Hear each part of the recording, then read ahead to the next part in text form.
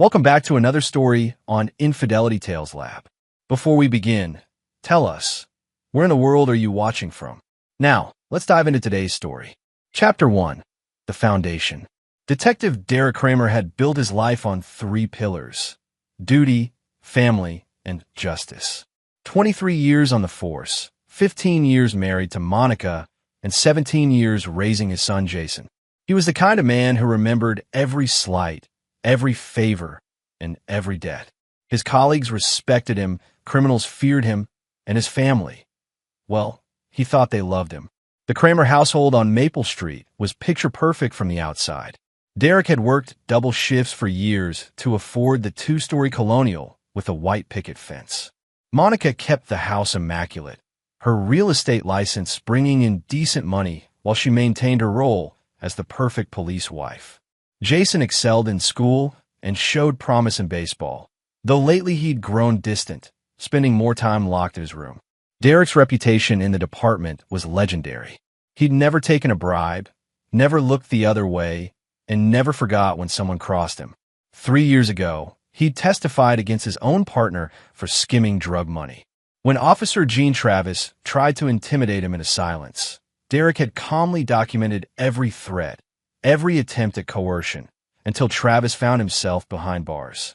That was Derek's way: methodical, patient, and absolutely merciless when justice needed serving. Sheriff Gabriel McFarland had always been different. Where Derek was rigid and uncompromising, Gabriel was charming and political. He'd climbed the ranks through connections and smooth talk, eventually winning the sheriff's election on promises of community policing and transparency. Derek had voted for him, respected him even, though they rarely socialized outside of work functions. Monica had been acting strange for months. Late nights at client meetings, new clothes, a secretive smile when she checked her phone. Derek noticed everything. It was his job, but he'd chosen to trust. Trust was becoming his greatest mistake. Jason had been asking odd questions lately. "Dad, what would you do if someone betrayed you? And do you think people can change?" Derek had dismissed it as teenage philosophy, but now those conversations felt loaded with meaning he'd missed. The morning of his world's end started like any other. Derek kissed Monica goodbye, ruffled Jason's hair, and headed to the station. He had no idea that by evening, everything he'd built would be ashes, and the man he'd trusted would be bleeding on his living room floor. Chapter 2. Cracks in Paradise. The first Real crack appeared on a Tuesday. Derek came home early from a surveillance that went sideways, hoping to surprise Monica with dinner. Instead, he found her on the phone in their bedroom, door closed, voice hushed and intimate. When he entered, she jumped like she'd been shot, quickly ending the call. "Who was that?" Derek asked, his detective instincts kicking in. "Just Laurel Irwin from the office. Closing paperwork," Monica replied, but her tells were obvious to someone who'd interrogated criminals for 2 decades. The way she avoided eye contact, touched her neck, spoke a fraction too fast. Derek said nothing, but he started watching. Really watching. Monica's phone developed a passcode she'd never used before. She started volunteering for evening open houses that seemed to run unusually late. New lingerie appeared in her drawer, tags still on, never worn for him. She'd hum songs he didn't recognize and smile at private jokes she wouldn't share. 3 weeks later, Derek followed her. Professional surveillance training made it easy to stay undetected as Monica drove to the Riverside Motel on the wrong side of town. She sat in her car for 10 minutes before Gabriel McFarland's unmarked cruiser pulled up beside her. Derek watched through binoculars as his wife and his sheriff embraced in the parking lot. Not a friendly hug. A lover's embrace, desperate and familiar. They disappeared into room 247, and Derek sat in his car for 2 hours, something cold and terrible growing in his chest. When they emerged, disheveled and glowing, Derek made a decision that would define everything that followed. He wouldn't confront them. Not yet. He would document, investigate, and plan. Because Derek Kramer never acted in anger. He acted with purpose. The investigation consumed him. Hidden cameras, phone records, credit card statements. Monica and Gabriel had been conducting their affair for 8 months. Expensive hotels, weekend trips when she claimed to be visiting her sister, gifts charged to Gabriel's personal credit card. They'd been sloppy, confident that Detective Derek Kramer would never suspect his own wife. But the deeper Derek dug, the more he found. Gabriel wasn't just sleeping with Monica. He was pillar of corruption in the sheriff's department. Skimmed evidence, altered reports, deals with local drug dealers. And Monica wasn't just unfaithful. She was his accomplice, using her real estate connections to launder money through fake property deals. The betrayal went beyond infidelity. They'd made him a fool, used his reputation as cover for their crimes, and built their relationship on the foundation of everything he stood against. Jason knew. That became clear when Derek found him crying in the garage one afternoon, holding something behind his back. "They think I don't understand," Jason said, his voice cracking with adolescent rage. "They think I'm stupid. What do you know, son?" Jason pulled out his hand, revealing photos. Monica and Gabriel together, clearly intimate, clearly damning. "I've been following them too, Dad. I thought maybe I could stop it before you found out." Derek looked at his 17-year-old son, seeing himself reflected in the boy's eyes. The same sense of justice, the same inability to let betrayal slide. "We're going to handle this," Derek said quietly. "But we're going to do it right." He had no idea that Jason had already started handling it in his own way. Chapter 3. The Breaking Point. The plan was simple. Confront them together, demand Gabriel's resignation, and file for divorce. Clean, legal, devastating to their reputations, but manageable for everyone involved. Derek had compiled enough evidence to destroy Gabriel's career and ensure Monica got nothing in the divorce. It was measured revenge, the kind a rational man would pursue. But Jason had other ideas. On the night everything went sideways, Derek was supposed to be working a double shift. Instead, he'd finished early and decided to execute his plan. He wanted to catch them together, force the confrontation he'd been building toward for weeks. He arrived home to find Monica's car in the driveway, alongside Gabriel's cruiser. Perfect. Both targets in one location. But as Derek approached the house, he heard shouting from inside. Monica's voice, high and frightened, then Gabriel's deeper tones, aggressive and threatening. Something had gone wrong. Derek entered through the back door, moving with tactical precision through his own home. He found Monica unconscious on the living room floor, a small trickle of blood from her temple. Gabriel was standing over her, but his attention was fixed on something else. Jason stood in the hallway, Derek's service weapon steady in his hands, pointed directly at the sheriff's chest. "He hurt Mom," Jason said calmly when he saw his father enter. "So I hurt him back." Gabriel was bleeding from his shoulder, a through and through that had missed anything vital but left him weakened and desperate. His own weapon was kicked across the room, while out of reach. "This was your mother's idea," Gabriel gasped, seeing Derek enter. "You need to learn the truth." "Shut up," Jason said, his voice carrying a coldness that chilled Derek to the bone. "I knew you'd come home, Dad," Jason continued, never taking his eyes off Gabriel. "I've been planning this for weeks." That's when Derek realized his son hadn't stumbled into this situation. He'd orchestrated it. Just then it happened. The sound of sirens in the distance, growing closer. Multiple units, responding to reports of shots fired. Someone had called it in, but none of them had made that call. "Jason," Derek said carefully, "what did you do?"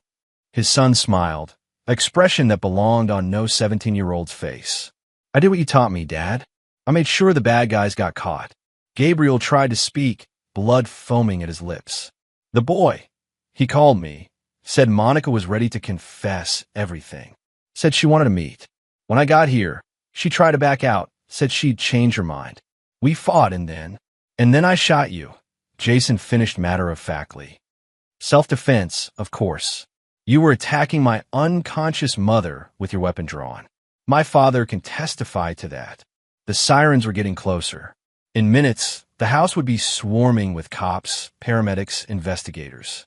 The official story would be written in the next few minutes, and Jason had already decided what that story would be. Derek looked at his son, seeing a reflection that terrified him. Jason had inherited more than his sense of justice. He'd inherited his ruthlessness, his patience, and his inability to forgive betrayal. The recording device is in Mom's purse, Jason said quietly. Everything Gabriel just said about their affair, about her being his accomplice. It's all documented now. Derek realized his son had played them all. Lured Gabriel here with the promise of reconciliation, provoked the confrontation that knocked Monica unconscious, and created a scenario where shooting the sheriff would appear justified. The first patrol car pulled into the driveway, lights flashing. "Remember, Dad," Jason said, lowering the weapon as footsteps approached the front door. "He was attacking Mom when you arrived. I had no choice." As officers burst through the door, weapons drawn, Derek made the split-second decision that would define the rest of their lives. He backed his son's story, becoming complicit in a web of violence and deception that would make the affair seem like a minor indiscretion. But as Gabriel was loaded into an ambulance, barely clinging to life, he managed to grab Derek's shirt.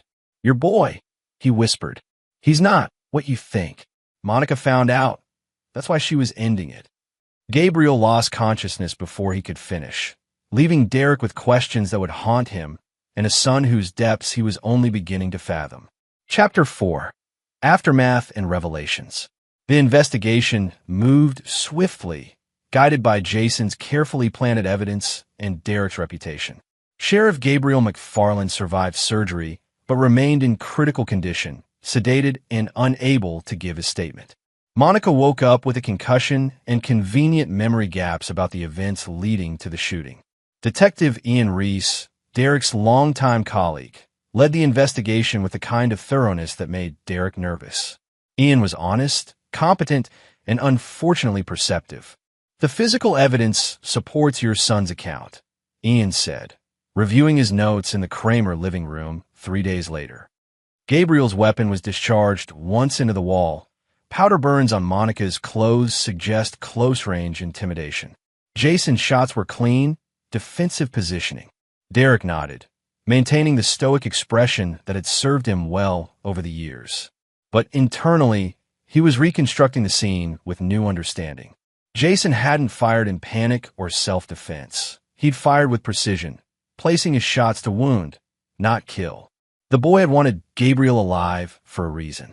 "What bothers me," Ian continued, "is the timeline. The anonymous 911 call came in before the shooting, not after. Someone knew violence was going to occur."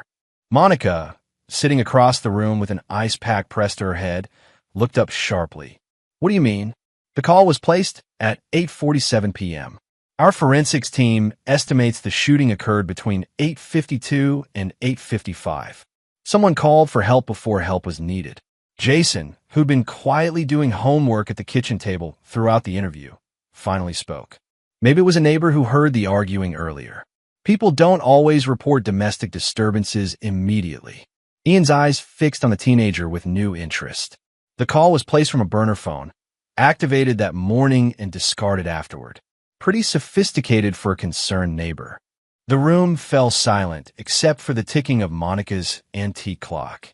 Derek felt the weight of unasked questions pressing down on them all. After Ian left, promising to follow up once Gabriel was conscious enough to give his statement, the family sat in their damaged living room, each lost in their own thoughts. "We need to talk," Monica said finally, her voice hoarse from crying. "No," Jason replied firmly. "We don't." Something in his tone made both parents look at him with fresh eyes. The boy they'd raised was gone, replaced by someone calculating and cold. "Jason," Derek began. "Dad, I saved us. Gabriel was going to destroy our family with his accusations. Mom made a mistake, but she was trying to fix it. I handled the situation. By shooting a man, by protecting my family." Jason's eyes were steady, unrepentant, just like he would have done. That evening, while Monica slept off her pain medication, Derek found himself in Jason's room. His son was reading a book on criminal psychology, making notes in the margins. "What did Gabriel mean?" Derek asked. "About you not being what I think." Jason looked up, considering his answer carefully. "Gabriel found out about my activities. He was going to use that information to control Mom, to force her to stay in the relationship." "What activities?"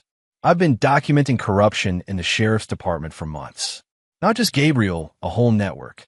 Deputy Nathaniel Daniel has been selling confiscated drugs back to dealers. Sergeant Marty Graves has been taking bribes to alter traffic citations. Gabriel was just the biggest fish. Derek sat heavily on his son's bed. Why didn't you come to me? Because you're too honest, Dad. You would have tried to handle it through proper channels, and they would have destroyed the evidence and transferred to other departments. Justice would have been delayed, maybe denied entirely. So you decided to take matters into your own hands. I learned from the best. Jason's smile was sharp. You always said that bad people need to face consequences. I just made sure they would. Over the next several days, as Gabriel remained unconscious and the investigation continued, Derek began to see the scope of his son's planning. Anonymous tips had been sent to internal affairs about deputy misconduct. Financial records had been leaked to journalists. Search warrants were being executed across the county as Jason's months of intelligence gathering bore fruit. His 17-year-old son had orchestrated the downfall of an entire corrupt network, using Monica's affair as the catalyst and Gabriel's shooting as the final act. But there was something else, something Jason wasn't telling him. Derek could see it in the way his son watched Monica, in the careful distance he maintained from his mother. The affair had triggered Jason's investigation, but it wasn't the core of his anger. The truth would come out eventually. It always did. And when it did, Derek suspected that everything he thought he knew about his family would prove to be an illusion. Chapter 5. Deeper Betrayals.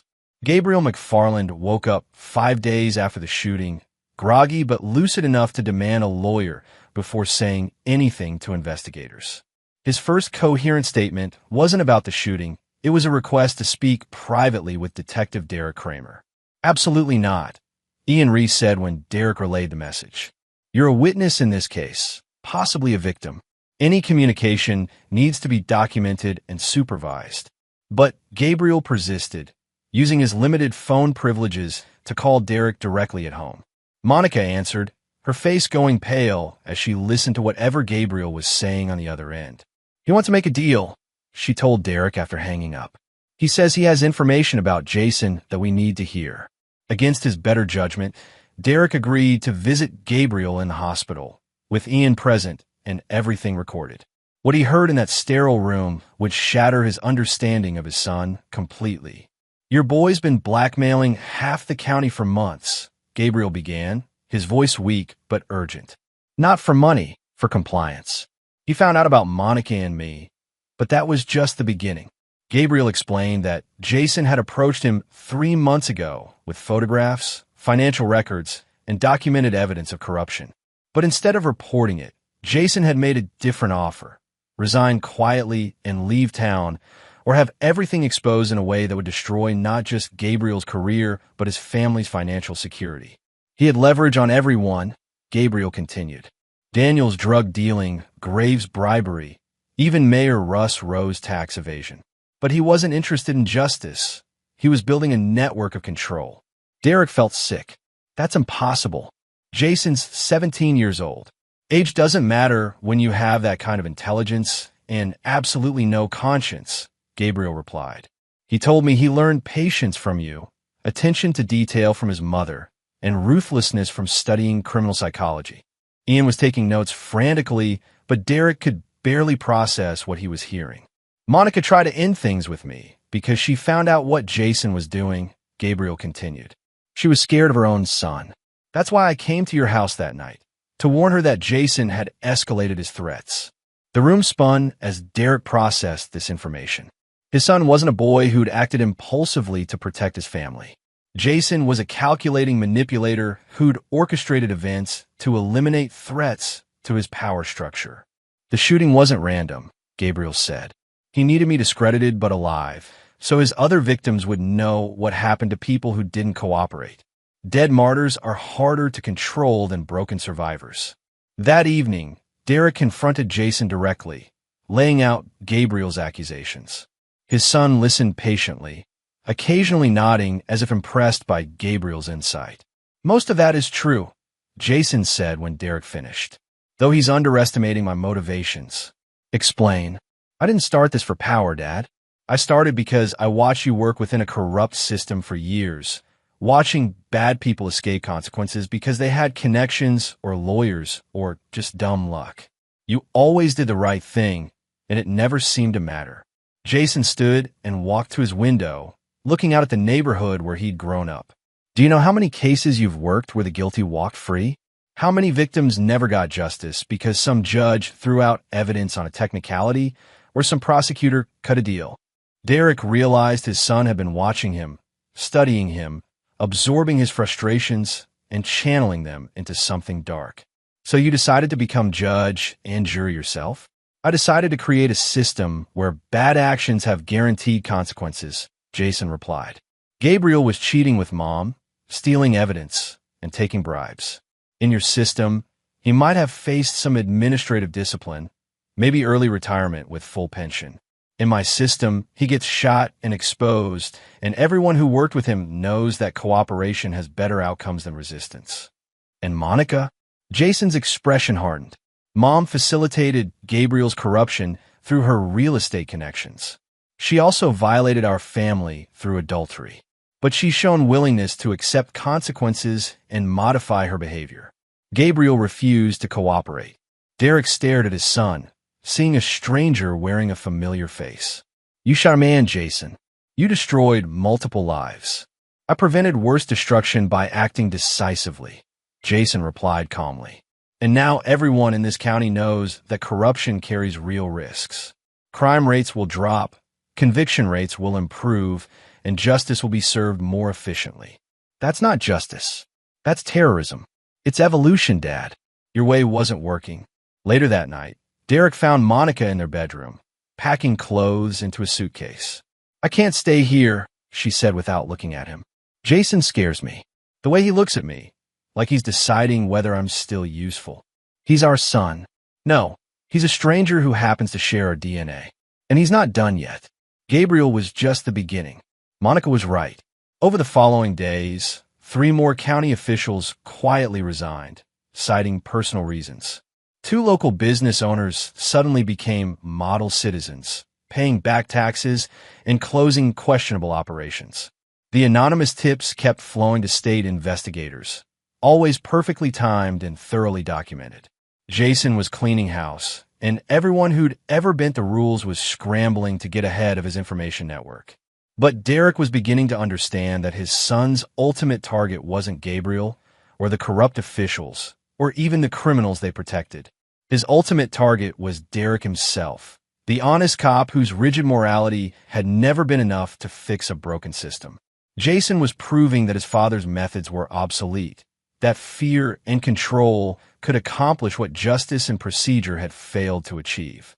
The question was whether Derek would accept his son's worldview or become another obstacle to be eliminated. Chapter 6. The Price of Knowledge. 3 weeks after the shooting, the scope of Jason's operation became impossible to ignore. State investigators descended on the county like locusts, armed with evidence that could only have come from months of careful surveillance and document gathering. 12 officials were arrested, including 3 judges and the county prosecutor. Detective Ian Reese sat across from Derek in their usual booth at Murphy's Diner, looking exhausted and confused. Someone handed us the most comprehensive corruption investigation in state history, Ian said, stirring his coffee absently. Bank records, audio recordings, photographs, even copies of altered court documents. It's like they had access to everything. Derek pushed his untouched sandwich around his plate, knowing exactly who they were. The weird part is the timing, Ian continued.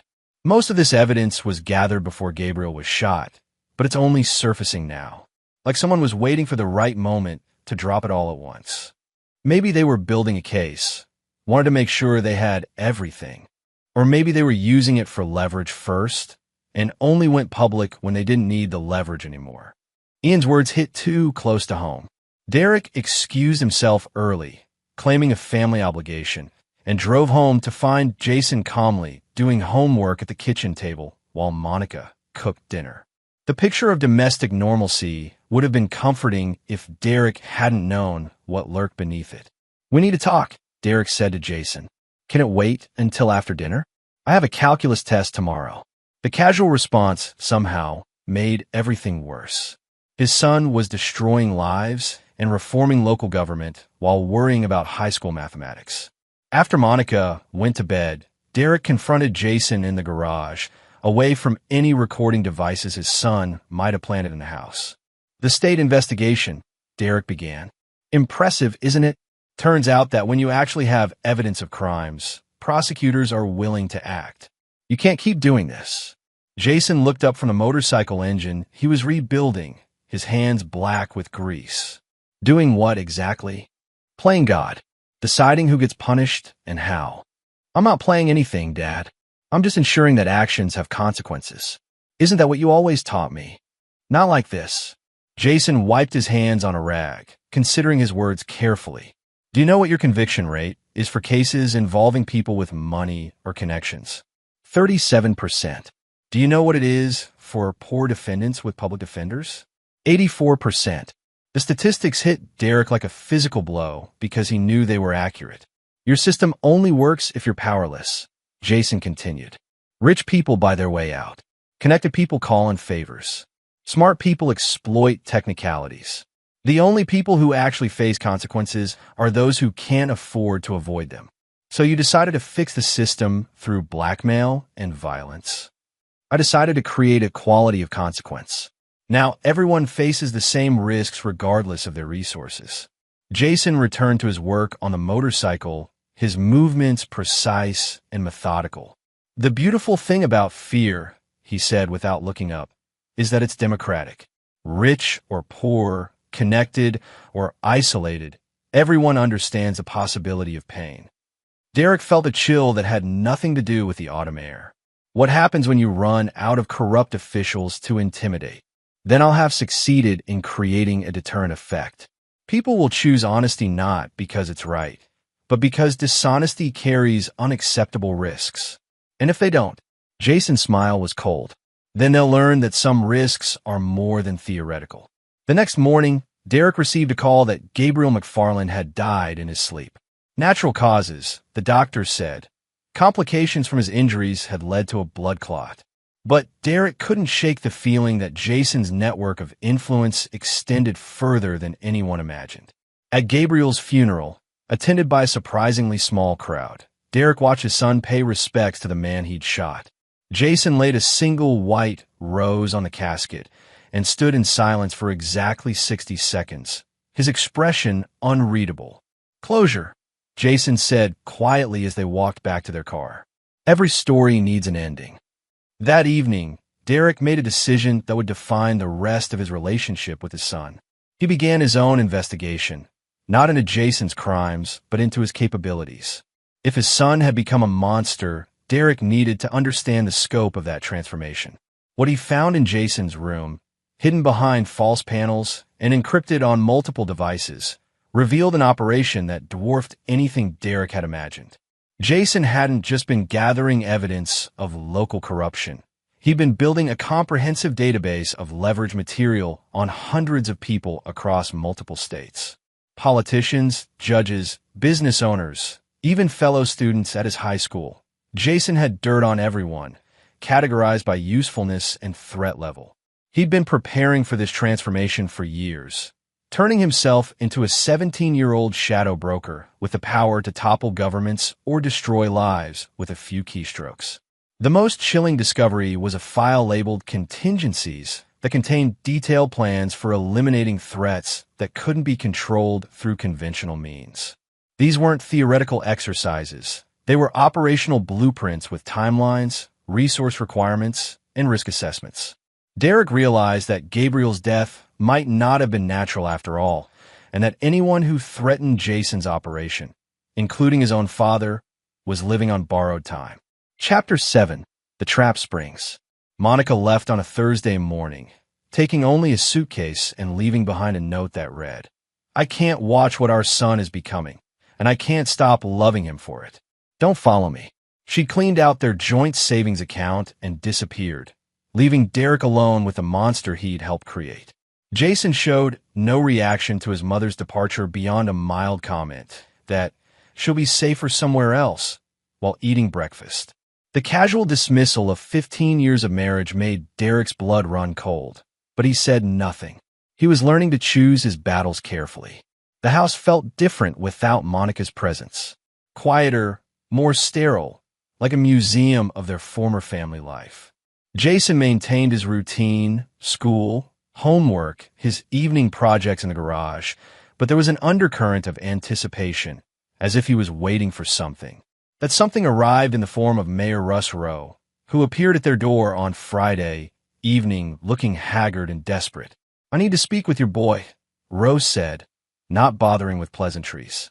Derek let him in, curious to see how Jason would handle a direct confrontation.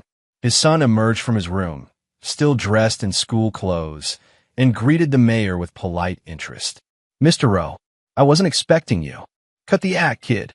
I know it was you who leaked my financial records to the State Tax Commission." Jason settled into his father's chair with the confidence of someone much older. "I'm not sure what you mean." "The hell you don't. My accountant found evidence that someone hacked our systems 3 months ago. Professional job, but they left just enough of a trail to trace back to equipment registered to this address." Derek's heart sank. Jason had been sloppy, or more likely, deliberately left evidence that would lead back to him. Another power play, another demonstration that he could act with impunity. "That's a serious accusation," Jason said calmly. "I hope you have evidence to support it." "I have enough to destroy you, you little psychopath." The temperature in the room seemed to drop 10 degrees. Jason's expression didn't change, but Derek could sense something dangerous awakening behind his son's eyes. "Mr. Rowe," Jason said quietly, "I think you should choose your next words very carefully. Are you threatening me?" "I'm offering advice. Threats are what weak people use when they don't have leverage. I don't need to threaten you." Rowe pulled out his phone, hands shaking slightly. "I've got investigators digging into every aspect of your operation. Financial records, communications, everything. By Monday, you'll be in juvenile detention and your father will be suspended pending investigation." Jason stood up slowly, walking to the window that overlooked their quiet street. "Dad," he said without turning around, "would you mind stepping into the kitchen? Mr. Rowe and I need to discuss some private matters." Every instinct told Derek to stay, to protect his son from whatever consequences were coming. But something in Jason's tone suggested that Rowe was the one who needed protection. From the kitchen, Derek could hear muffled conversation, then silence. After several minutes, Jason called for him to return. He found Mayor Rowe sitting in the same chair, but his entire demeanor had changed. The desperation and anger were gone, replaced by the hollow-eyed expression of a broken man. "Mr. Rowe has decided to withdraw his accusations," Jason said pleasantly. "Haven't you, sir?" Rowe nodded mechanically. "Misunderstanding. Won't happen again. And you'll be resigning from office next week, citing health concerns." Another nod. "Your replacement will be Councilwoman Bertha Hinton, who I'm confident will bring fresh perspectives to municipal government." Rowe stood up unsteadily and walked to the door like a man in a trance. After he left, Derek stared at his son in horror. "What did you do to him?" "I showed him some photographs from his private collection. Turns out the mayor has some very specific recreational interests that wouldn't play well with his voter base." Blackmail. Leverage. There's a difference. Jason returned to his homework as if nothing had happened. Blackmail is about money or personal gain. Leverage is about ensuring compliance with reasonable behavioral standards. Reasonable according to who? According to me. The simple honesty of that statement was more terrifying than any threat. Jason had appointed himself judge and jury for an entire community, and he saw nothing wrong with that arrangement. Over the weekend, Derek watched his son's operation expand in real time. Phone calls at odd hours, encrypted messages on devices Derek couldn't identify, meetings with people who looked far too old and dangerous to be interacting with a high school student. On Sunday evening, Jason announced that he would be transitioning to a new phase of operations and that Derek should prepare for some significant changes in their living situation. What kind of changes? "We'll be moving to a larger property outside the city limits. More privacy, better security, room for expansion. I like our house. Our house is compromised. Too many people know where we live, and my work requires a more controlled environment. Derek realized that Jason wasn't asking for permission or input. He was announcing a decision that had already been made, and Derek's preferences were irrelevant to the planning process. What if I refuse to move? Jason looked up from his laptop, his expression genuinely puzzled. Why would you do that? I'm offering you a chance to be part of something important, something that will reshape how justice works in this country. By terrorizing people into compliance, by creating a system where bad behavior carries guaranteed consequences regardless of wealth, connections, or social status. You've spent 20 years trying to achieve that through legal channels. I can accomplish it in 5 through more efficient methods. That night, Derek lay awake trying to decide whether his son was a visionary or a sociopath. The distinction seemed to matter less with each passing day, as Jason's methods consistently produced results that the legal system had failed to achieve. By morning, he'd made a decision that would determine whether he spent the rest of his life as Jason's partner or his victim. Chapter 8. The Reckoning.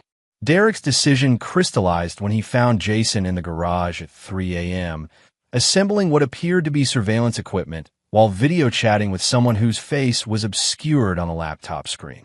"Dad," Jason said without looking up from his work, "you're supposed to be asleep. Hard to sleep when your son is running a criminal enterprise out of the family garage."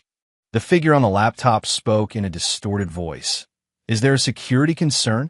"No," Jason replied calmly. "Just a family discussion. I'll contact you tomorrow with the timeline update."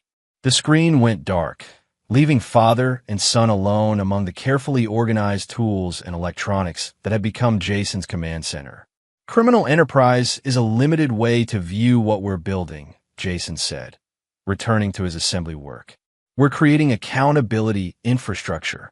People make better choices when they understand the real costs of bad behavior. We, you, me, and our associates. People who understand that traditional justice systems are too slow, too corruptible, and too easily manipulated by wealth and connections." Derek sat heavily on a workbench, studying his son's profile in the harsh fluorescent light. "What happened to you, Jason? When did you become this?" Jason paused, considering the question with the seriousness he applied to everything. "I became this the night you came home from the Marcus trial. Do you remember? 3 years ago, the businessman who killed that family in a drunk driving accident." Derek remembered. Marcus had excellent lawyers who got the charges reduced to reckless endangerment. 18 months in minimum security, out of 9 with good behavior. "You were so angry," Jason continued. "You sat right here in this garage, working on Mom's car, and you said that sometimes the system fails good people because bad people have better resources. That doesn't justify what you've done, doesn't it? Marcus killed 4 people and served 9 months. Gabriel stole evidence and took bribes for years before I shot him. Which outcome served justice better?"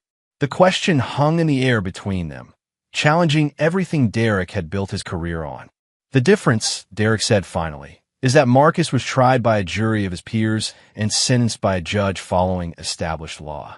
You appointed yourself to both roles and achieved a more just outcome in less time with fewer resources." Jason set down his tools and faced his father directly. "Dad, I respect what you've tried to accomplish, but your methods don't work for people with real power. They buy better lawyers, make better connections, and exploit more loopholes. My methods work for everyone equally. Your methods are illegal. So it was the Underground Railroad. So it was the American Revolution. Sometimes illegal actions serve justice better than legal ones." Derek realized this wasn't a conversation he could win through logic or moral arguments. Jason had constructed a worldview that justified any action in service of his definition of justice, and that worldview was internally consistent enough to resist conventional challenges. "What happens when you're wrong?" Derek asked. "When you destroy someone who doesn't deserve it." "I research extensively before taking action. My error rate is lower than the conventional justice systems." "That's not an answer. It's an evasion." Jason's expression hardened slightly. "Everyone makes mistakes, Dad. The question is whether you learn from them and improve your processes, or whether you use the possibility of error as an excuse for inaction." The next morning, Derek made the phone call that would end his relationship with his son forever. He contacted the FBI, specifically Agent Nellie Nielsen, who specialized in domestic terrorism and organized crime. "I need to report criminal activity," he said when she answered. "What type of criminal activity, Detective Kramer?" "Blackmail, extortion, conspiracy, and possibly murder. The suspect is my 17-year-old son." The silence on the other end stretched for several seconds before Agent Nielsen spoke again.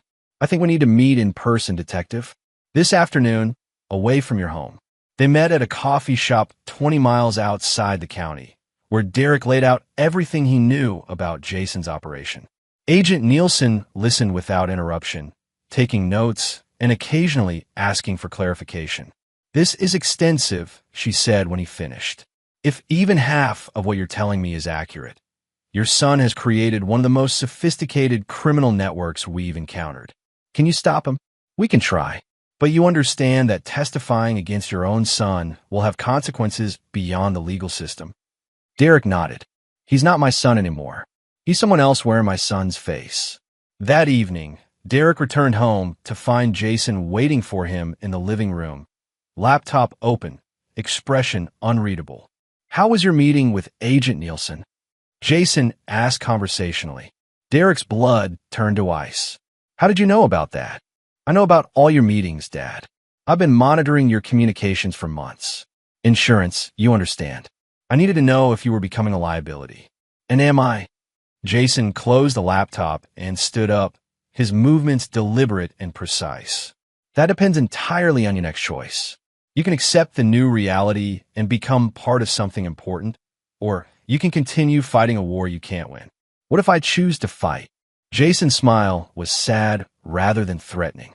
"Then you'll join Gabriel and Mayor Rowe and all the others who thought they could resist necessary change. I love you, Dad, but I won't let sentiment interfere with progress." Derek looked at his son and saw no trace of the boy he'd raised. Jason had transformed into something alien and dangerous, and there was no pathway back to their former relationship. "I can't be part of this," Derek said quietly. "I know," Jason replied. "That's why I've already made arrangements for your protection." Before Derek could ask what that meant, he heard cars pulling into the driveway. Multiple vehicles, engines running, doors slamming. "FBI," a voice shouted from outside. "Search warrant." Jason remained calm as armed agents surrounded the house. "You serve your purpose, Dad. Thank you for raising me with such clear moral principles, even if you couldn't follow them to their logical conclusion." As agents broke down the front door, Jason activated something on his phone that caused all the electronic equipment in the house to emit a high-pitched whine before going silent. "Evidence destruction," he explained to Derek conversationally as agents flooded into the room. "But don't worry, I've prepared alternative arrangements." Agent Nielsen entered, weapon drawn but not aimed, surveying the scene with professional interest. "Jason Kramer," she announced, "you're under arrest for conspiracy, extortion, and interstate commerce violations." Jason offered no resistance as they cuffed him, but his expression suggested amusement rather than defeat. "This isn't over," he told Derek as they led him away. "This is just the beginning of a more efficient phase." Chapter 9. No Forgiveness. The trial lasted 8 weeks and dominated local media coverage. Jason, tried as an adult due to the scope of his crimes, showed no remorse and offered no deals. His defense attorney argued diminished capacity due to age, but Jason overruled him, insisting on representing himself for closing arguments. "Ladies and gentlemen of the jury," Jason said, standing before 12 people whose backgrounds he'd undoubtedly researched, "my father raised me to believe that actions should have consequences, that justice should be blind to wealth and status, and that good people have a responsibility to stop bad people." Derek watched from the gallery, feeling sick as his son turned their family values into a justification for criminal behavior. "I achieved more justice in 18 months than this county's legal system accomplished in the previous decade. Corrupt officials were removed, criminals were prosecuted, and citizens received protections they'd been denied for years." Jason's confidence was absolute, his presentation flawless. He spoke like someone convinced that history would vindicate his methods. The prosecution wants you to focus on my methods rather than my results. They want you to believe that proper procedure matters more than actual justice. I ask you to consider whether my victims deserve protection they never gave their own victims. The jury deliberated for 6 hours before returning guilty verdicts on all counts. Jason received 25 years without possibility of parole, a sentence that would keep him imprisoned until his mid-40s. He showed no emotion as the sentence was read, but his eyes found Derek in the gallery. "This doesn't end anything, Dad," he said clearly enough for everyone to hear. "You can't imprison an idea." 3 months after Jason's conviction, Monica returned home. She looked older, worn down by months of hiding and worrying. They tried to rebuild their marriage, but too much had been destroyed by betrayal and complicity. "I keep thinking about what Jason said," Monica told Derek one evening as they sat in their eerily quiet house, "about creating a system where actions have guaranteed consequences." I'm not defending him, but look around this county. Crime rates have dropped 40% since his arrest. Officials are refusing bribes they would have taken 6 months ago. People are making better choices because they're afraid of who might be watching. Fear isn't justice. No, but it's effective. And sometimes I wonder if Jason was right about traditional systems being too slow to help real victims. Derek filed for divorce the next week. He couldn't live with someone who saw wisdom in their son's methods, even if she wouldn't admit it directly. 2 years later, Derek received his first letter from Jason. It was brief, written in his son's careful handwriting. "Dad, I hope you're well. I want you to know that I don't blame you for testifying against me. You acted according to your principles, just as I acted according to mine. I've been thinking about our last conversation when you said you couldn't be part of what I was building. I understand that now, and I respect your choice. What I hope you'll come to understand is that the work continues even without me. I planted seeds that are growing in ways I never anticipated. People learned lessons from my operation that they're applying in their own communities. The accountability infrastructure is expanding organically, adapting to local conditions and available resources. You may have stopped me, but you couldn't stop the idea that real consequences are possible for everyone, regardless of their position or resources. I hope someday you'll see that as a positive legacy rather than a cautionary tale. Your son, Jason." Derek burned the letter without finishing it. He burned the next 6 letters without opening them at all. 5 years after Jason's conviction, Agent Nielsen contacted Derek about a series of crimes that showed suspicious similarities to his son's methods. Corporate executives found dead under circumstances that suggested suicide, but left evidence of their financial crimes prominently displayed. Politicians who resigned suddenly after anonymous leaks exposed their corruption, a pattern of precision and moral justification that felt familiar. "We think he's running operations from prison," Nielsen told Derek during their meeting. "Recruiting, training, coordinating, building the network he described in his letters. Can you prove it? Not yet, but we're seeing Jason Kramer's methodology in 12 states now. People who take his approach to justice into their own hands, always with the same precision and moral certainty." Derek wasn't surprised. Jason had always been a teacher, someone who shared knowledge and expected others to build on his foundations. Prison had simply given him a more focused audience. "What do you want from me? Help us understand how he thinks. Help us predict what his network might do next." Derek looked at Agent Nielsen, this competent professional who still believed that understanding could lead to control. "You can't stop him," Derek said quietly. "You couldn't stop him when he was 17 and working alone. You certainly can't stop him now that he's had years to refine his methods and recruit like-minded people. So we should just accept that vigilantism is the new normal." "I don't know what you should accept. I know what I've accepted." Derek stood to leave, ending the conversation, "which is that I raised a monster who believes he's a hero, and that nothing I do will change what he's become. I testified against him. I helped send him to prison, and it didn't matter. He's exactly who he always was, and he'll continue being that person until the day he dies." 10 years after Jason's conviction, Derek lives alone in a small apartment across the state. He worked until mandatory retirement, then moved somewhere his name isn't recognized. He doesn't read news about crime or corruption, doesn't follow political developments, and doesn't think about justice anymore. Sometimes, late at night, he allows himself to remember the boy Jason used to be before the transformation. The child who built elaborate Lego constructions and asked thoughtful questions about fairness and consequences. But those memories feel like artifacts from someone else's life, preserved behind glass and impossible to touch. Monica remarried and moved to Florida. She sends Christmas cards with pictures of her stepchildren, normal kids who play sports and worry about grades instead of institutional reform. Derek throws away the cards without opening them. Jason continues serving his sentence, corresponding with hundreds of people who seek his guidance on implementing accountability measures in their own communities. His letters, when they're intercepted, read like academic papers on justice theory rather than criminal communications. He's become a philosopher of consequences, teaching patience and precision to anyone willing to learn.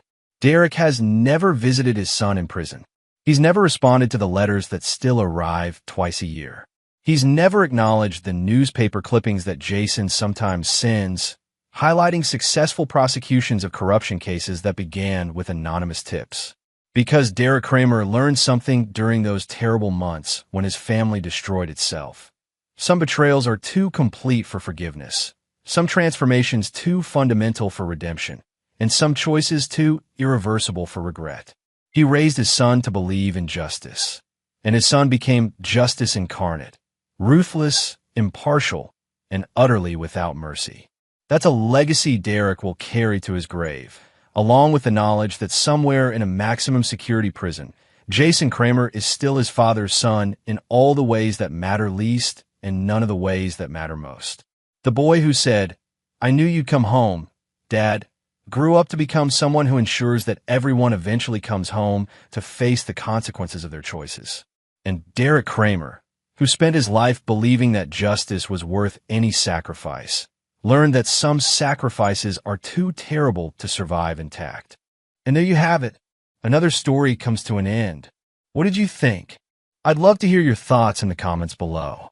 If you enjoy this story, consider joining our community by subscribing. It means the world to us. For more stories like this one, check out the recommended videos on screen. And I'll see you there. Welcome back to another episode of Infidelity Tales Lab. We're thankful for your continued viewership. Before we begin, tell us, where in the world are you watching from? We love knowing our global reach. Now, let's dive into today's story. Chapter 1. The Foundation. Connor Mitchell stood at the floor-to-ceiling windows of his corner office, watching the December snow blanket downtown Austin. At 38, he commanded respect in both boardrooms and back alleys, a skill set honed during 8 years as a Navy SEAL before transitioning to private military contracting. His security consulting firm, Titan Defense Solutions, had grown from a one-man operation to a multi-million-dollar enterprise in just 5 years. The nickname, The Cleaner, had followed him from the teams to civilian life. When problems needed to disappear completely, whether insurgent cells in Kandahar or corporate espionage in corporate America, Connor made them vanish without a trace. Clean, efficient, permanent. He adjusted his charcoal suit and checked his Omega Seamaster. Diana would be expecting him for their anniversary dinner at the Driscoll Hotel. 7 years of marriage, though lately she'd grown distant. More shopping trips with friends, longer spa weekends, hush phone calls that ended when he entered the room. Connor's assistant, Beverly, knocked and entered. "Mr. Mitchell, your cousin Tyler's here. Says it's urgent." Tyler Hammond shuffled in, his usual nervous energy amplified. At 35, Tyler worked as Connor's operations manager, a position Connor had created more from family loyalty than necessity. Tyler had always lived in Connor's shadow, from high school football to military service that ended after 6 months due to anxiety issues. "Connor, buddy, we need to talk." Tyler's eyes darted around the office. "It's about the Christmas timeline for the Peterson contract." Connor studied his cousin's fidgeting hands, the slight sweat despite the December chill. Tyler was lying. Connor's training had taught him to read micro-expressions, stress indicators, deception tells. Tyler exhibited all three. The Peterson contract is on schedule, Connor said calmly. What's really on your mind? Tyler forced a laugh. You always were paranoid. Look, I just wanted to make sure everything's perfect for your anniversary. Diana mentioned you're going somewhere special. Connor hadn't told Tyler about dinner plans. Only Diana knew. Just dinner at the Driscoll, Connor replied, watching Tyler's pupils dilate slightly, another stress indicator. Great, great. Well, I should head out. Tell Diana I said happy anniversary. After Tyler left, Connor sat in his leather chair, fingers steepled. Something was wrong. His instincts had kept him alive through 3 combat deployments and countless private operations. They were screaming now. He opened his laptop and accessed Titan's internal security system. Every employee's keycard access, computer activity, and phone records were monitored, a necessity in his business. Tyler's activity showed normal patterns until 3 weeks ago, when he'd started accessing Connor's personal calendar and financial files he had no business viewing. Connor's jaw tightened. Family or not, betrayal was betrayal. His phone buzzed with a text from Diana. Rain check on dinner? Emergency with mom. Love you. Diana's mother had been dead for 2 years. Connor leaned back, his mind shifting into operational mode. 2 lies in one afternoon from the 2 people closest to him. In the field, this would trigger immediate counter-surveillance and threat assessment protocols. He opened his safe and retrieved a small device, a GPS tracker no bigger than a button. His wedding ring felt suddenly heavy as he slipped the tracker into his pocket. Time to find out what his wife and cousin were really up to. Chapter 2. The Discovery. Connor's modified Ford Raptor followed Diana's BMW from a distance as she navigated Austin's evening traffic. The GPS tracker he'd placed on her car 3 days ago had led him to several interesting locations. Tyler's apartment twice, a law office in downtown Austin, and now the parking garage of the Four Seasons Hotel. Through his binoculars, Connor watched Diana emerge from her car wearing the red dress he'd bought her in Milan, the one she claimed was too fancy for anywhere. She checked her phone and walked toward the hotel's rear entrance. Connor's jaw clenched. The Four Seasons was where they'd spent their honeymoon. His earpiece crackled. Ugh, this is Raven. Target 2 entering building, east side. Rebecca, his sister and business partner, had positioned herself in the hotel's lobby bar. At 34, Becca had inherited the family's military genetics, serving 6 years as Army intelligence before joining Titan. Copy, Raven. I'm moving to observation point 2. Connor entered through the main lobby, his tailored suit and confident bearing marking him as another wealthy guest. He made his way to the mezzanine level overlooking the restaurant. Through the decorative railing, he saw Diana at a corner table. Across from her sat Tyler, but they weren't alone. A third man, tall and silver-haired, faced away from Connor. All 3 leaned forward in intense conversation, occasionally glancing around the restaurant. Connor activated the parabolic microphone hidden in his watch, a gift from his days working with the CIA. The device could pick up conversations from 50 yards away. Has to happen before Christmas, the silver-haired man was saying. The will reading is December 26th. After that, everything changes. Tyler's voice. But what if he gets suspicious? Connor's not stupid. He knows people. He's not going to suspect his loving wife and trusted cousin, Diana replied coldly. Besides, once the accident happens, it won't matter what he might have figured out. Connor's blood turned to ice. Accident. The silver-haired man turned slightly, revealing his profile. Leonard Vasquez, Diana's divorce attorney. Connor recognized him from background checks he'd run when Diana mentioned needing legal advice about her late mother's estate. The inheritance from his grandfather is worth $47 million, Vasquez continued. Split between you, Diana. It's enough to disappear anywhere. But the window closes after Christmas. The old man's lawyers made that very clear. Connor's mind raced. His grandfather had died 8 months ago, leaving Connor everything. But the will contained a bizarre clause. If Connor died before the first Christmas following his grandfather's death, the inheritance would be split equally between Diana and Tyler as the next closest relatives. At the time, Connor had thought it was just eccentric legal maneuvering. Now he understood it was a death sentence. The plane is already arranged, Tyler said. Connor thinks we're going to Dallas for the Morrison contract review. I've made sure he'll want to pilot himself. You know how he is about control.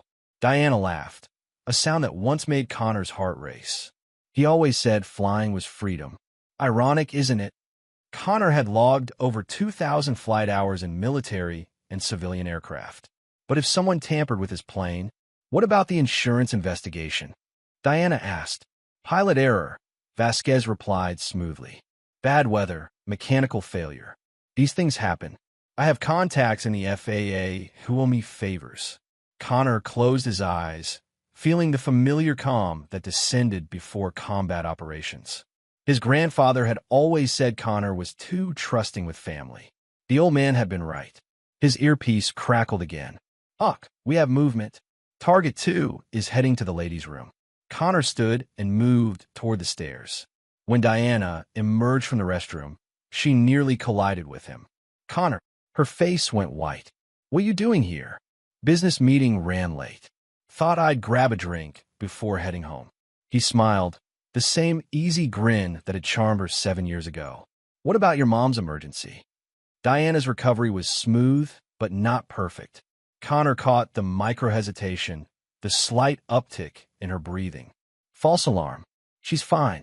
I was just meeting Tyler about Christmas plans. Another lie. How thoughtful of you both. Connor kissed her cheek, catching the scent of expensive perfume, not the one he'd bought her. I'll see you at home. As he walked away, Connor activated his phone's recording app. Time to gather evidence. Not for the police. They'd never understand the nuances of what he was planning. This was personal now, and when things became personal, the cleaner came out to play. Chapter 3. The Sister's Warning. Connor's home office resembled a scaled-down version of a military command center. Multiple monitors displayed security feeds, financial data, and communication intercepts. Rebecca sat across from his desk, her laptop open to surveillance footage from the Four Seasons. I ran facial recognition on the attorney, she said, turning her screen toward Connor. Leonard Vasquez. Divorced 3 times, 2 DUI arrests, gambling problem. He's drowning in debt from bad investments. Connor studied Vasquez's financial records. The man owed 6 figures to some very unfriendly people in Las Vegas. Desperate men made dangerous allies. What about Tyler's recent activities? Rebecca pulled up another file. He's been liquidating assets quietly. Sold his watch collection, emptied his savings account, transferred everything to an offshore account in the Cayman Islands. Classic preparation for disappearing. And Diana, your wife's been busy. Rebecca's voice carried an edge of disgust. 3 separate meetings with divorce attorneys in the past month. She's also been researching life insurance policies and inheritance law. But here's the interesting part. She's been using a burner phone for most of these communications. Connor leaned back in his chair. The tactical picture was becoming clear. This wasn't a spontaneous betrayal born of passion or opportunity. This was a calculated, long-term operation. His phone buzzed. Diana, texting from upstairs. Working late again? Come to bed soon. Read hard. Connor showed Rebecca the message. She made a disgusted sound. 8 months, Connor said quietly. They've been planning this since grandfather's funeral. The timeline makes sense, Rebecca agreed. Diana started acting strange right after the will reading. I thought she was just grieving. Connor remembered that day clearly. The family had gathered in his grandfather's study as the lawyer read the will. When Connor inherited everything, Diana had seemed shocked, almost upset. Tyler had looked sick. Now Connor understood why. There's something else, Rebecca said, her voice careful. I traced Diana's phone records. She's been in contact with someone else. Calls to a number registered to a company called Apex Logistics. Connor's blood chilled. Apex Logistics was a front company used by mercenaries and private military contractors. The kind of people who solve problems with violence for the right price. They're not just planning an accident, he realized. They're hiring professionals. Rebecca nodded grimly. The call started 2 weeks ago. Short conversations, always encrypted, but I managed to trace the company back to Magnus Kellerman. Connor knew that name. Kellerman ran a network of former special operations soldiers who'd gone private sector. They specialized in making wealthy people's problems disappear permanently. How much time do we have? The Dallas trip is scheduled for tomorrow. Tyler's already filed the flight plan. Connor stood and walked to his safe, withdrawing a tactical vest and shoulder holster. Inside the holster sat his Sig Sauer P320, a weapon that had served him well in darker places. "What's the plan?" Rebecca asked. "First, we document everything. Full evidence package, recordings, financial transfers, communication logs. Insurance in case something happens to us. And then," Connor's smile was cold and predatory, "then we give them exactly what they want." Rebecca raised an eyebrow. "They want Connor Mitchell to disappear," he explained. "So Connor Mitchell will disappear. But the cleaner's going to pay them a visit."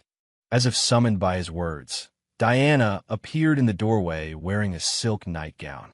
Her timing was too perfect, her smile too bright. "Still working, baby? You'll burn yourself out." She glanced at Rebecca with carefully concealed irritation. "Becca, it's pretty late." "Just finishing up," Rebecca replied smoothly, closing her laptop. "Early flight tomorrow, right, Connor?" 7 a.m., Connor confirmed. "Tyler and I have that client meeting in Dallas." Diana's eyes lit up with genuine pleasure, the first authentic emotion Connor had seen from her in months. "Well, don't work too late," she said, kissing Connor's cheek. "Big day tomorrow." After Diana left, Rebecca shook her head. "She's actually excited about murdering you." Connor checked his weapon and slipped it into the holster. "She's about to learn why you should never betray someone called a cleaner." The real operation was about to begin.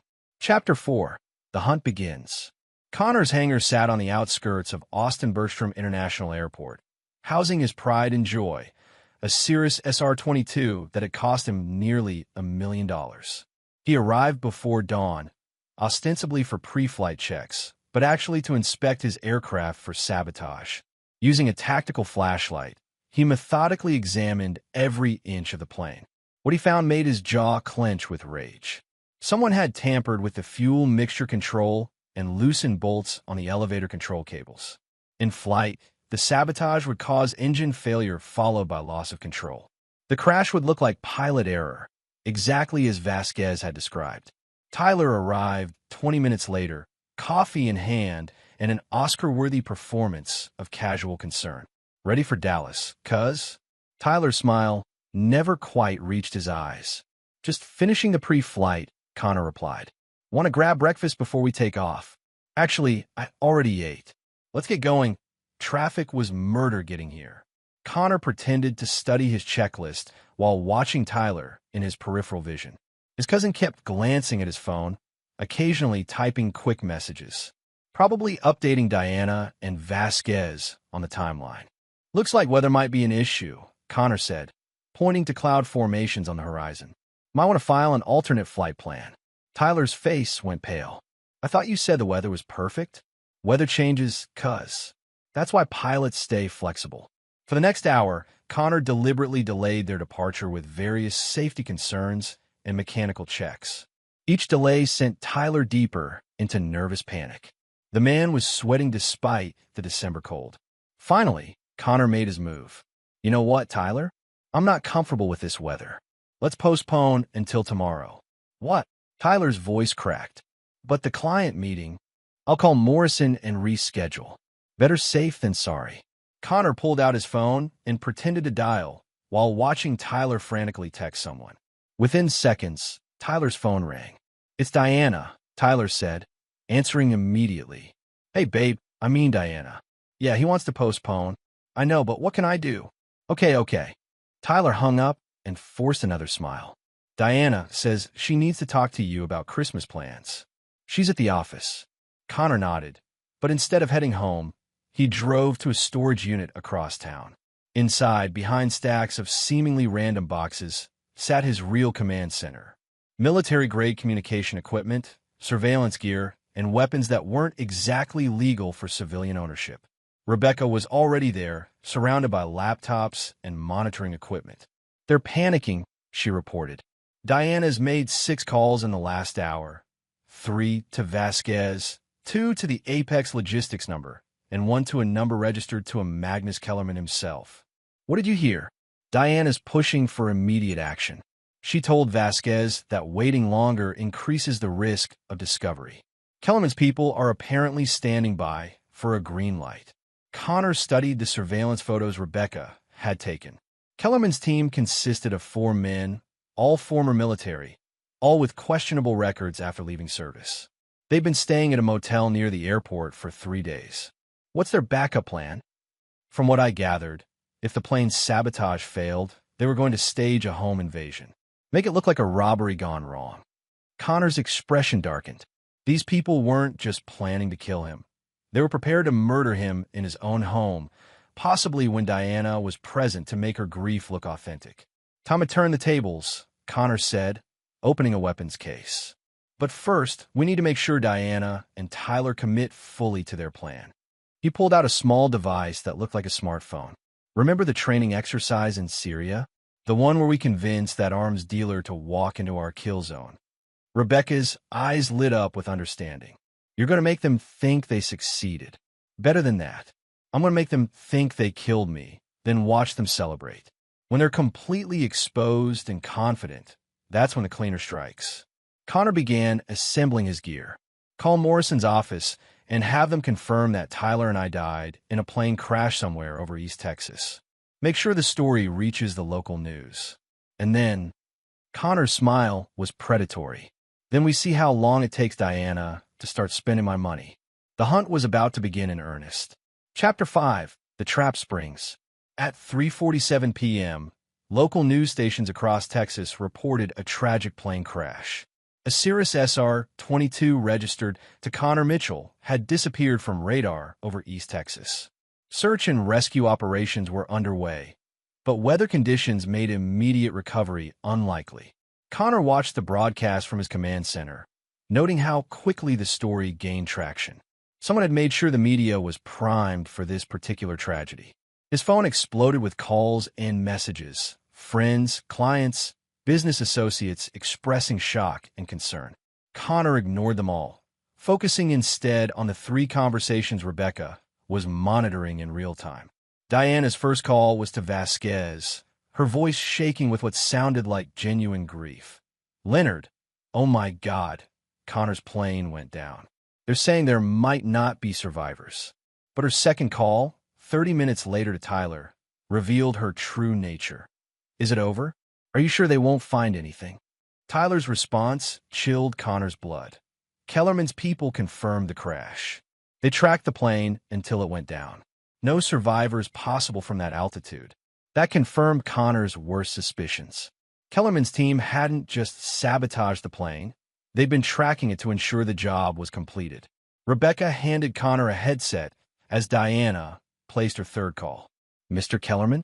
This is Diana Mitchell. Yes, I'm sorry for your loss too. What do you mean payment arrangements? But we agreed the payment was contingent on results. I see. Yes, I'll have Tyler transfer the funds tonight. Connor raised an eyebrow. Even in death, he was learning new things about his wife. She was negotiating payment for his own murder. How much? Rebecca whispered. Connor held up 5 fingers, then a 0. $500,000. His life had a price tag. By evening, Connor had a complete picture of their operation. Diana and Tyler had transferred $2 million to various accounts. Payment for Kellerman's team, Vasquez's legal services, and what appeared to be bribes to FAA officials who would certify the crash as pilot error. The most revealing conversation came at 9 p.m., when Diana called Tyler from what she thought was the privacy of her home. I can't believe we actually did it, she said, her voice giddy with relief and excitement. I know. I keep expecting Connor to walk through the door, Tyler replied. Well, he won't. That bastard got exactly what he deserved.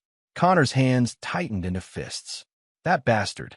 Her husband of 7 years was just a bastard who deserved to die. When do we file the insurance claims? Tyler asked. Vasquez says to wait a week. Let the investigation conclude, then we move on the life insurance and the inheritance. Once the will is probated, we split $47 million. What about Rebecca? Diana's laugh was cold.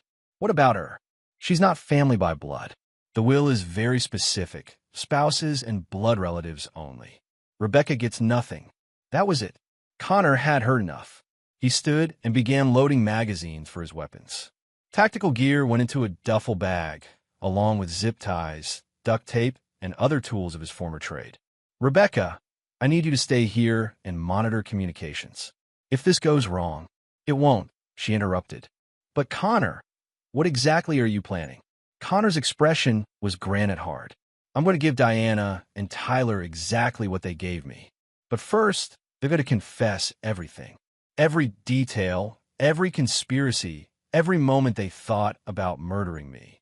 And then the cleaner completes the job. Connor checked his watch. 11:30 p.m. Diana would be asleep, probably dreaming of her $47 million. Tyler would be at his apartment, likely celebrating with expensive whiskey. Time to remind them both that some people were very hard to kill. Chapter 6. Confessions in the Dark. Connor's approach to Tyler's apartment building was textbook special operations. Silent, methodical, invisible. He'd memorized the building's layout weeks ago during his surveillance, identified security cameras and blind spots, and noted the location of Tyler's unit on the 3rd floor. The lock on Tyler's door yielded to Connor's bump key in under 10 seconds. Inside, he found Tyler exactly where he'd expected, passed out drunk on his couch, an empty bottle of Macallan 25 on the coffee table beside printouts of bank transfer confirmations.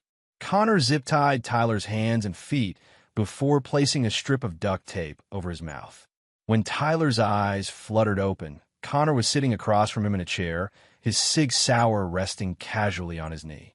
Tyler's scream was muffled by the tape, his eyes wide with terror as he struggled against the restraints. "Afternoon, cousin," Connor said calmly. "Sorry I'm late. Plain trouble." Tyler thrashed violently, making muffled sounds of panic and disbelief. "I know what you're thinking. How am I alive? Simple. I never got on the plane." Connor held up a small device. Remote control. Amazing what military technology can do these days. "I flew that plane right into the ground from my truck." Connor leaned forward. "But before we discuss your immediate future, I want you to understand exactly how thoroughly you've failed." He produced Tyler's laptop, which displayed bank transfer records. "Kellerman's team? They work for me now. Have for 3 years. Magnus owes me a favor from our contracting days. When he told me what you and Diana were planning, I asked him to play along." Tyler's face went white as Connor continued. "The $500,000 you paid them? They'll be returning it to my accounts, minus a consultation fee. The FAA officials you bribed? Also my contacts. The crash investigation will conclude that no one was on board when the plane went down." Connor removed the duct tape from Tyler's mouth. "Connor, please, you don't understand." "I understand perfectly." Connor's voice was ice. "You conspired with my wife to murder me for money. You sabotaged my plane. You hired killers. You celebrated my death. Diana made me do it. She said you were planning to divorce her, leave her with nothing. She said it was self-defense." Connor almost laughed. "Diana told you I was planning to divorce her? She had papers, legal documents showing you were going to cut her off completely." "Tyler, I was never planning to divorce Diana. Those papers were probably forgeries created by Vasquez to manipulate you." Connor shook his head. "You were so eager to believe I was the villain that you never questioned her story." The truth hit Tyler like a physical blow. His face crumpled as he realized he'd been played. "Now," Connor continued, "you're going to tell me everything.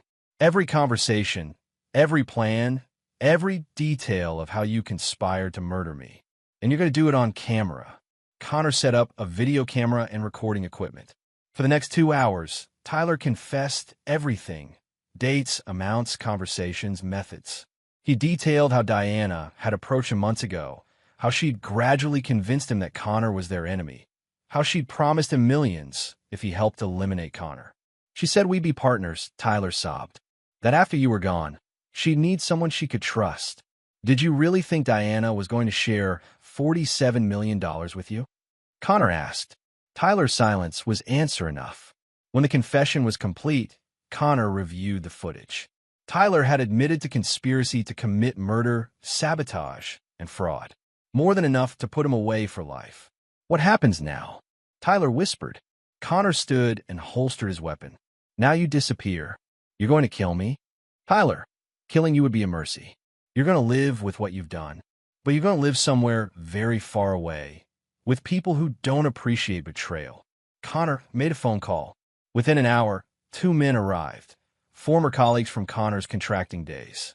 They bundled Tyler into a van without a word. Where are you taking him? Tyler screamed as they dragged him away. Afghanistan, Connor replied. There's a warlord there who needs someone to test his minefields. Congratulations, cousin. You just volunteered. As the van disappeared into the night, Connor felt a cold satisfaction. Tyler's fate was sealed. Now, it was Diana's turn. But Diana's punishment would be far more creative than Tyler's exile. Diana had betrayed not just Connor, but their marriage, their vows, their life together. For that, she deserved something special. Connor drove toward home, where his loving wife was probably still mourning his tragic death.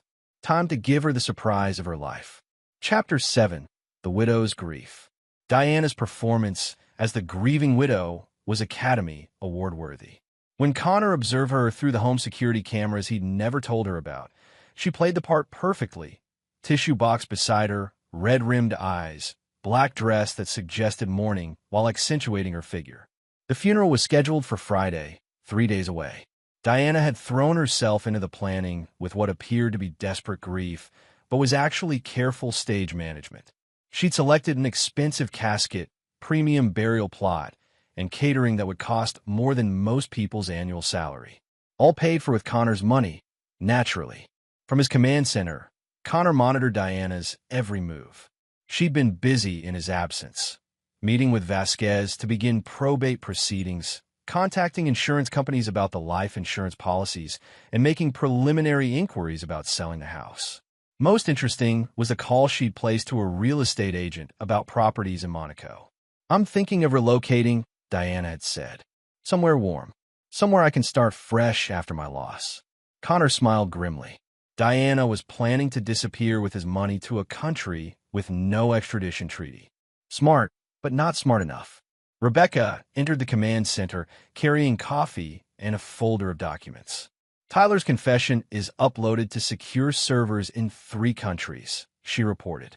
If anything happens to us, automatic triggers will send copies to the FBI, IRS, and local authorities. Good. What about Diana's activities? She's been in contact with someone interesting. Ever heard of Julian Reeves? Connor's blood chilled. Julian Reeves was Diana's ex-boyfriend from college, the one she claimed to have lost touch with years ago. He was also a convicted felon who'd served time for fraud and identity theft. How long have they been in contact? Best I can tell, about a year. Maybe longer. The communications are encrypted, but I managed to crack some of them. Rebecca handed Connor a printout. Julian's in Monaco. He's been setting up offshore accounts and fake identities. Connor read the communications, his anger building with each line. Diana hadn't just been planning to kill him for the inheritance. She'd been planning to disappear with her ex-boyfriend using Connor's money. There's more, Rebecca continued. Julian's criminal history includes something interesting. 3 years ago, he was suspected but never charged in the death of a wealthy widow in Miami. She'd recently changed her will to leave him everything, then died in a suspicious car accident. He's done this before. Looks like it. Diana isn't his first mark, and you probably wouldn't have been his last. Connor studied surveillance photos of Julian, tall, handsome in a sleazy way, the kind of man who specialized in charming wealthy women. Diana had traded her husband for a professional predator. What's the timeline? Based on their communications, Diana plans to leave the country immediately after the will is probated. The inheritance should clear within 2 weeks of the funeral. Connor checked his watch. The funeral was in 18 hours. Time to make his final preparations. Rebecca, I need you to handle the technical side. Make sure all evidence packages are ready for distribution. If this goes wrong, it won't go wrong, she interrupted. But Connor, what exactly are you planning for Diana? Connor's smile was utterly without warmth. I'm going to give her everything she wants. The inheritance, the insurance money, even Julian. But first, she's going to learn what it feels like to be betrayed by someone you trust. He opened a weapons case and began assembling specialized equipment. Not for killing, but for something much more creative. Diana thinks she's a Black Widow, Connor said. Time to introduce her to a real predator. Chapter 8. The Resurrection. Connor's funeral was a masterpiece of theater. Diana sat in the front row of St. Andrew's Episcopal Church, dabbing her eyes with a black handkerchief as the pastor delivered a eulogy about Connor's service to his country and dedication to his family. The church was packed. Connor's military friends, business associates, and clients had come to pay their respects. Many of them approached Diana afterward, offering condolences and support during her difficult time. Diana played the role perfectly, accepting sympathy with grace and dignity while occasionally breaking down with grief that seemed utterly authentic. From his position in the church balcony, disguised with a beard and glasses, Connor watched his own funeral with clinical detachment. Diana's performance was flawless, but he caught the moments when she checked her phone, the quick glances at her watch, the subtle signs that she was eager for this charade to end. After the service, the procession moved to Oakwood Cemetery, where a mahogany casket was lowered into the ground while Diana threw dirt on top with trembling hands. Connor followed at a distance, noting which attendees were genuine mourners and which were merely curious onlookers. When the ceremony concluded, he watched Diana accept final condolences before being driven home by Rebecca, who was also playing her role as the grieving sister-in-law. That evening, Connor positioned himself in his home's hidden observation room, a space behind a master bedroom that Diana had never discovered. Through one-way mirrors, he watched his widow's true colors emerge. The moment Rebecca left, Diana's grief vanished like a discarded costume. She poured herself a glass of Connor's most expensive wine, kicked off her funeral heels, and called Julian Reeves. "It's done," she said, her voice light with relief. "The bastard is finally in the ground." Julian's voice came through clearly on the speakerphone. "Any problems?" "None. Everyone bought the grieving widow act completely. Even Rebecca seems to believe I actually loved her brother." "When do you fly out?" "Day after tomorrow. The lawyers say that we should be probated within 10 days. Once the money clears, I'll transfer everything to our Monaco accounts." "What about the insurance money?" Diana laughed, a sound that no longer held any beauty for Connor. $20 million in life insurance. They'll have to pay out once the death certificate is filed. And if anyone gets suspicious, who's going to be suspicious? Tyler's disappeared, probably on some bender somewhere. Rebecca inherits nothing, so she has no standing to challenge anything. I'm the grieving widow with ironclad documentation. Connor had heard enough. He activated a remote control device, and every light in the house went out. "Julian? Julian, are you there?" Diana's voice carried a note of panic as the call dropped. Emergency lighting kicked in, bathing the house in an eerie red glow. Connor's voice came through the home's intercom system, electronically disguised but unmistakably his. "Hello, Diana." Diana screamed, dropping her wine glass. "Who is this? How did you get in here?" "I never left, darling wife." Diana ran to the front door, but the electronic locks had engaged. She tried the windows, also locked by the home's security system. "Connor," her voice was a whisper. "That's impossible. You're dead. I saw them bury you." "You saw them bury an empty casket," Connor's voice replied through the speakers. "Did you really think the cleaner would be taken down by sabotaged aircraft and hired killers?" Diana collapsed into a chair, her face white with terror. "This isn't real. This is some kind of breakdown. Grief hallucination." "Check your phone, Diana." Diana's phone buzzed with a text message containing a video file. When she opened it, she saw Tyler's confession, every detail of their conspiracy, every payment, every plan. "Tyler told me everything," Connor's voice continued. "About Vasquez, about Kellerman's team, about your boyfriend Julian. Did you really think a convicted felon was going to share $47 million with you?" "Connor, please, you don't understand. I can explain." "No explanation's necessary. I heard everything, Diana. Every phone call, every plan, Every moment you celebrated my death. Diana began sobbing. Genuine tears this time, born of terror rather than grief. What do you want? Justice, Connor replied. And I'm going to get it. The lights came back on, but Diana was no longer alone in the room. Connor stood behind her, very much alive, wearing tactical gear and holding documentation that would destroy her life. Hello, wife, he said quietly. We need to talk. Chapter 9. The Cleaner's Justice. Diana tried to run, but Connor caught her wrist with the casual ease of a man trained to subdue enemies. He guided her back to the chair, where she sat trembling as he spread documents across the coffee table. Let's review your situation, Connor said calmly. You conspired to murder me. You committed fraud with the insurance companies. You sabotaged my aircraft. You hired professional killers. Any one of these crimes carries a life sentence. Diana's lawyer instincts kicked in through her terror. You can't prove any of that. Tyler's gone, and his confession was obtained under duress. Tyler's confession is just the beginning, Connor interrupted. He activated a tablet showing surveillance footage. I have video of you meeting with Vasquez. Audio recordings of your phone calls with Julian. Bank records showing the payments to Kellerman's team. Your own voice celebrating my death. Diana watched the evidence stack against her, her face growing paler with each revelation. But here's what interests me most, Connor continued, producing another document. Your communications with Julian Reeves go back 14 months. Diana said nothing, but her silence was confirmation enough. The inheritance was just convenient timing. You would have found another way to get rid of me eventually. Connor's voice was eerily calm.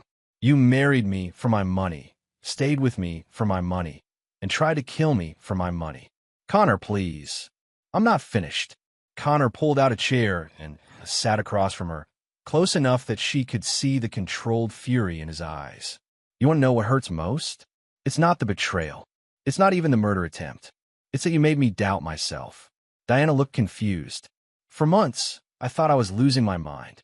You were distant, cold, lying about everything. I thought maybe I'd become someone unlovable. Maybe I'd failed as a husband. Connor's voice grew quieter, more dangerous. You made me think I was the problem. Diana finally found her voice. You were never home, always working, always focused on business. I felt like a stranger in my own marriage. So you decided to murder me instead of divorcing me. The prenup would have left you with $5 million, more than most people see in a lifetime. But it wasn't enough, was it? You wanted everything. Diana's composure finally cracked completely. Yes, I wanted everything. I deserved everything. Do you know what it's like being married to someone everyone calls the cleaner?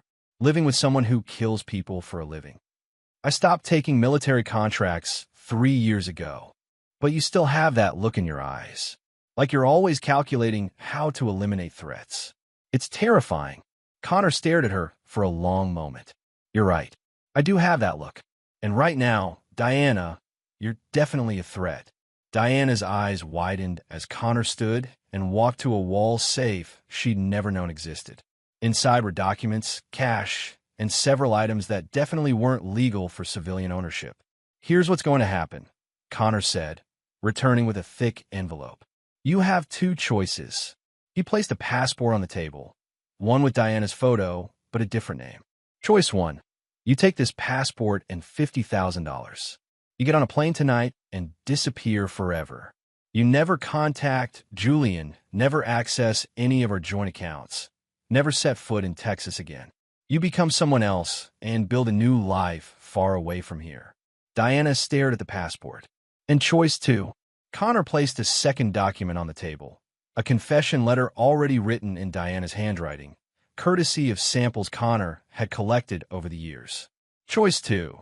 The FBI receives a complete evidence package documenting your conspiracy to commit murder, along with this signed confession.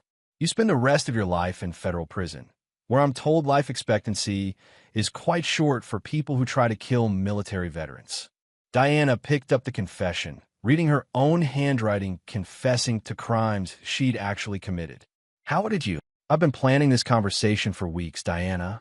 I know how you form your letters, how you phrase sentences, how you think. Creating a convincing forgery wasn't difficult. Diana looked between the passport and the confession. If I take the passport, what guarantee do I have that you won't come after me later? None, Connor replied honestly. But consider the alternative. Prison, followed by whatever accidents might befall someone who tried to kill the cleaner. Diana's hand shook as she reached for the passport. The $50,000 won't last long. Then you'll need to find work. I'm told waitressing and retail pay reasonably well. Connor's smile was without mercy. Consider a motivation to develop skills beyond manipulating men.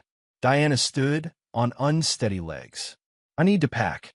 No, you leave with what you're wearing and the money I'm giving you. Everything else stays here. Your jewelry, your clothes, your car, all purchased with my money. Connor, please.